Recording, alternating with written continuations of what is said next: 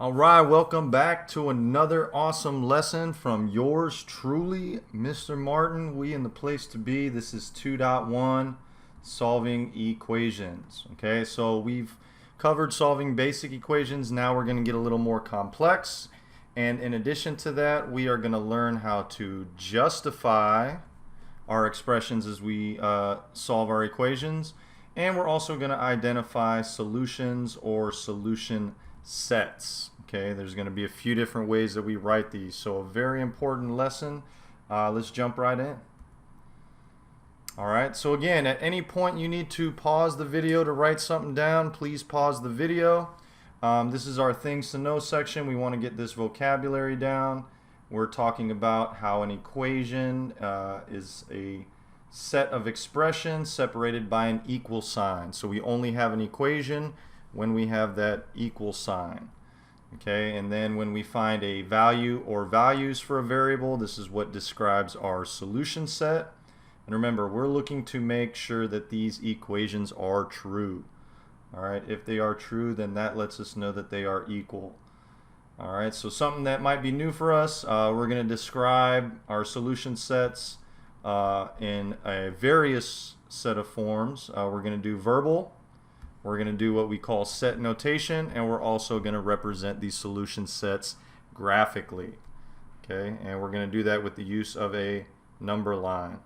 Another important piece that we need to take a look out for is our special case solutions. Okay, we might have something that is a no solution or something that is infinite many solutions. And what this means, if we have no solution, that means that no matter what variable or no matter what value we place for that variable, we will not get a true statement. We will get a no solution.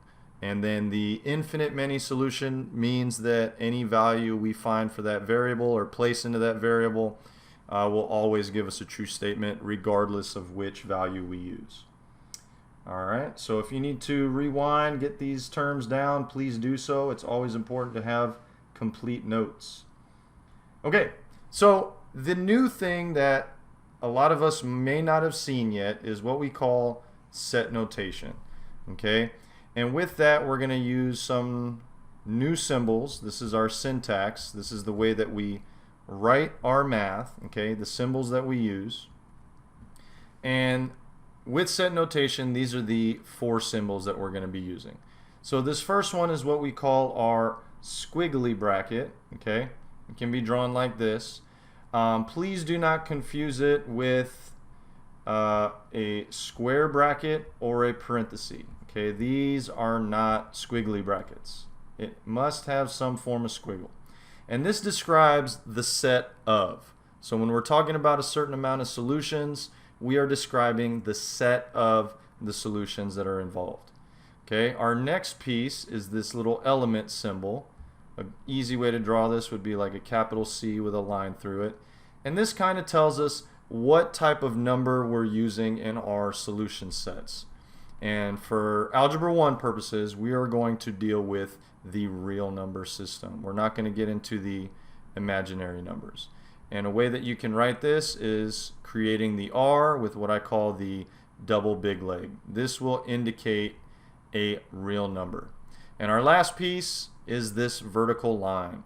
And this vertical line should look vertical, okay? Make sure it's not something like that. We want to make sure it is up and down.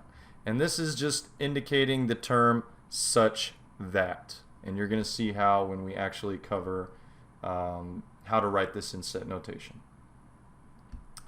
So I have an example here. Let me go ahead and highlight this for you.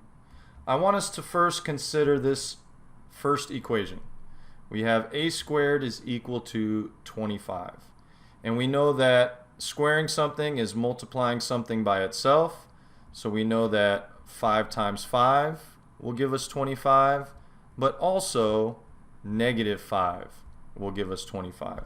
Because if you have negative 5 times negative 5, the negative times the negative makes a positive, the 5 times the 5 gives us a 25. So this equation will actually have two solutions. Okay, and our first step, verbally describing, we have the variable a. So we're going to describe it as A is equal to -5 and A is also equal to +5. So this is a way to describe this verbally. With set notation, we always begin with describing the set. So we use our squiggly bracket. This tells us the set of, and our variable is A.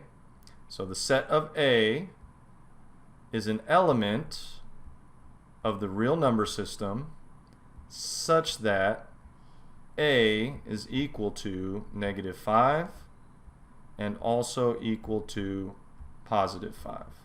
And then we close our set using that second squiggly bracket. All right, back to the number line, okay? We know we have two solutions, so we're just going to simply indicate those here using a solid dot, okay? And we want to make sure we put that on both sides. All right, our next piece, we want to describe our two special case scenarios. We have the infinite many solutions, or you can call it all real numbers. And if you want to describe this verbally, you can abbreviate IMS, or you can write out infinite many solutions. Please forgive my handwriting here. Or alternatively, we can just say all real numbers, and we can use that syntax that we've learned.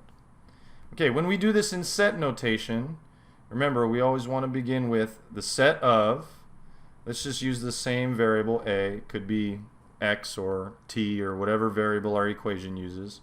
And we're just going to say A such that A is an element of the real number system. Graphically, okay, we want to make sure that we color the entire line.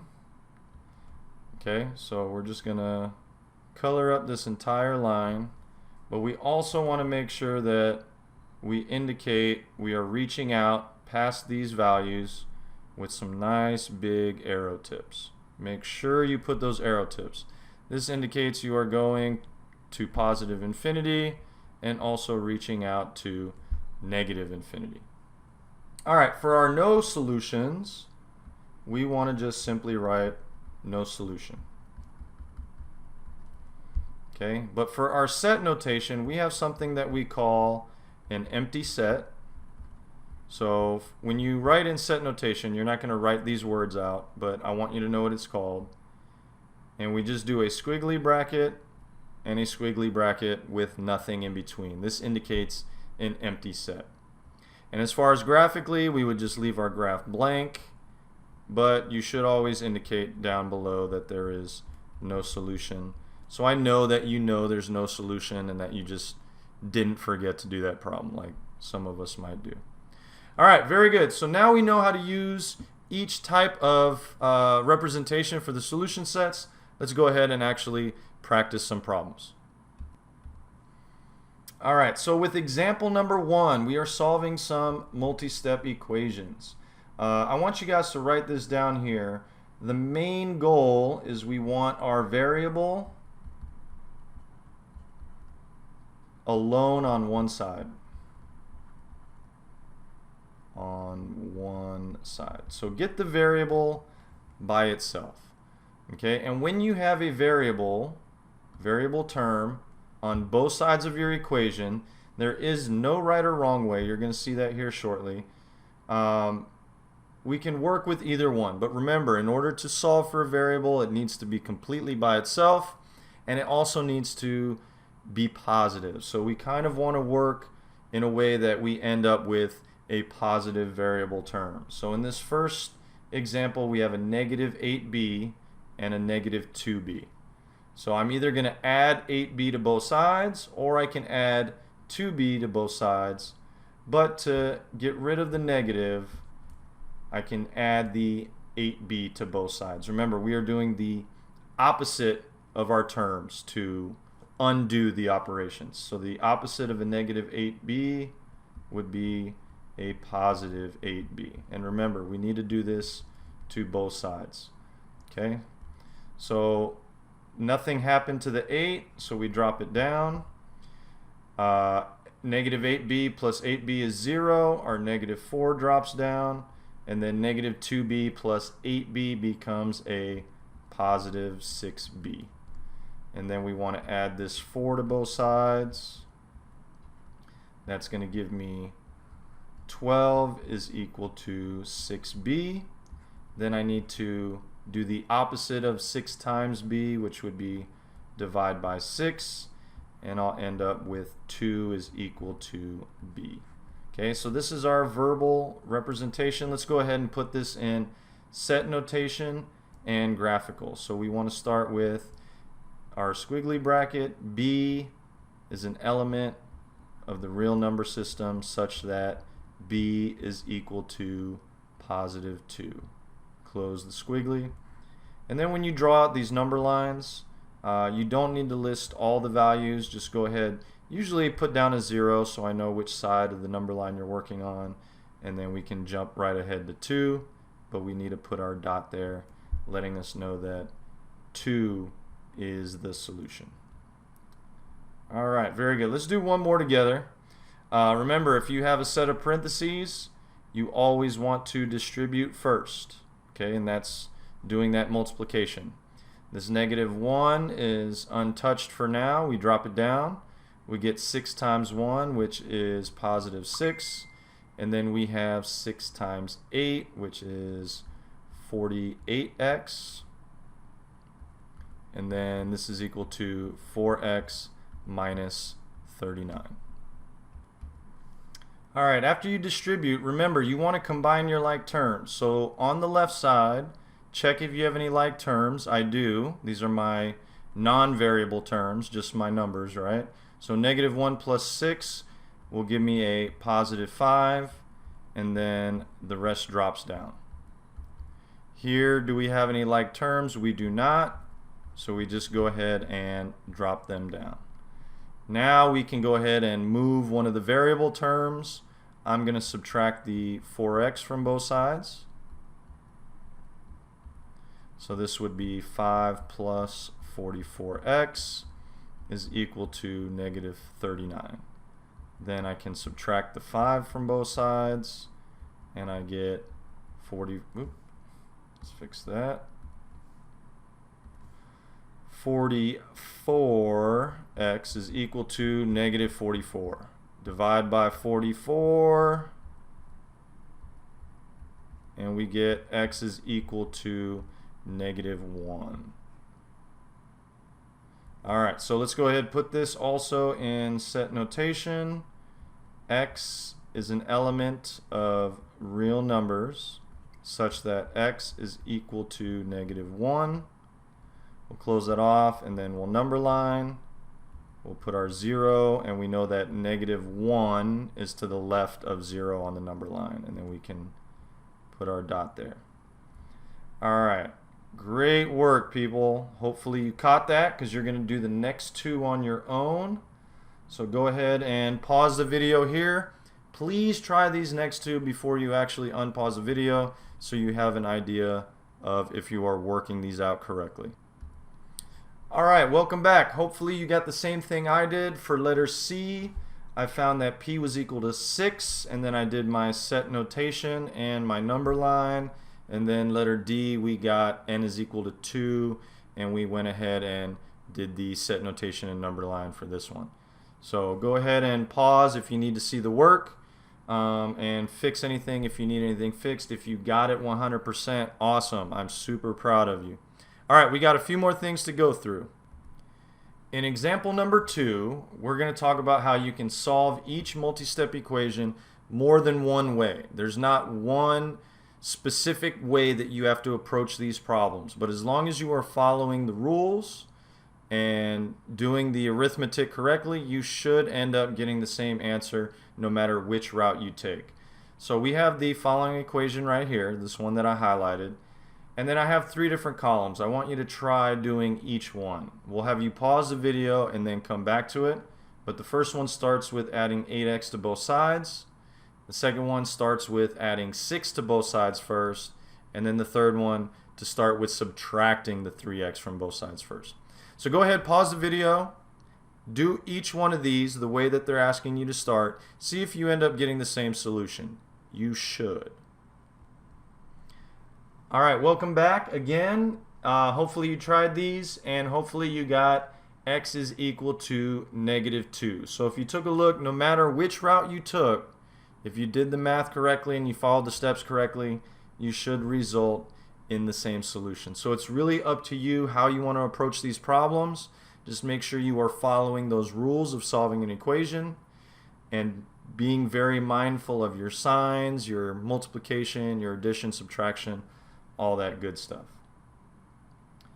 All right, our next piece, we're going to learn how to actually justify and write a proof. And to do that, we're going to need these properties of equality. So this just states that anything we do to one side, we must do to the other side, and the statement will still be true, with the small exception down here. If you are doing division, you cannot divide by 0. We just can never divide by 0. Okay? So this first example here, okay, I'm going to have you do the work here on the left, and we're going to justify here on the right. So the very first step is we are given a piece of information. So our first part of our proof is to identify what is given. And we are trying to prove that the expression on the left is equal to the expression on the right. Okay, so this is our given. Then to get our variable by itself, we're being divided by 8. So we need to do the opposite and multiply both sides by 8. Okay? After we do that, we're left with the numerator. So this will be 4 plus 2n. 8 times -2 will give us -16. We then ask ourselves, how do we get from our first step to our second step? Okay? And we did that by multiplying. So we use the multiplication property of equality. And you guys can go ahead and abbreviate, multprop EQ. Then my next step would be to subtract the 4 from both sides. Okay, now I'm going to get 2n is equal to -20. And since I subtracted, I'm going to use the subtraction property of equality. Remember, we're trying to label how we got from one line of work to the next line of work. And then last but not least, we will divide both sides by 2, and we will get n is equal to -10, and we got there by doing the division property of equality. Okay. On our second example, we first have our given. Remember, we always start with our given. But we have a set of parentheses, so we actually need to do something before we start doing the heavy lifting of solving, and we need to actually multiply this out. So we get 49n plus 42 minus 4n is equal to 3n minus 3n minus 3. Remember, watch your signs. Okay, and what did we do? From here to here, we just ended up distributing. So you can either call it distributing, or if you wanted to call it simplifying, you can call it simplifying. But then after we distribute, we always look for what? Like terms. So we have two like terms here. We want to combine those. So we get 45n, then drop down the 42 equals 3n minus 3n. Those go away. We're left with -3. So right here, what we did was combine like terms, and you can abbreviate that CLT. Alright, I believe you guys know the rest. Let's just crank this out. Minus 42 from both sides. We get 45 equals -45. 45n, sorry. And we did the subtraction property of equality. And then our last step would be that division. So we divide both sides, we get n is equal to -1, and we did the division property of equality. Alright, so for our last piece, I know the video's been kind of long, I apologize. There's just a wealth of information for this video. Hopefully the future ones will be a little bit shorter. So our last step is, how do we write the solution sets for our special cases? And also we want to know, how do we actually identify these? Okay, so I'm going to scroll down to these notes right here real quick. I want you to take this down.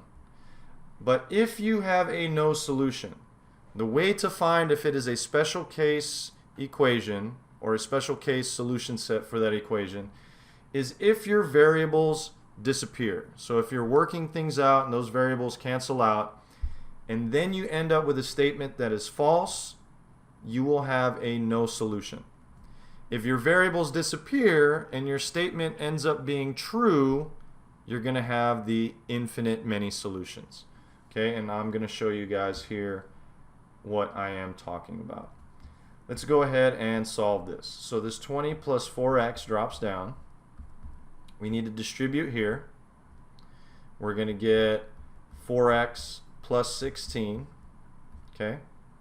Now let's subtract our variable term first. And this is why I like to subtract or add, get rid of the variable terms first, is to see if they're going to disappear or not.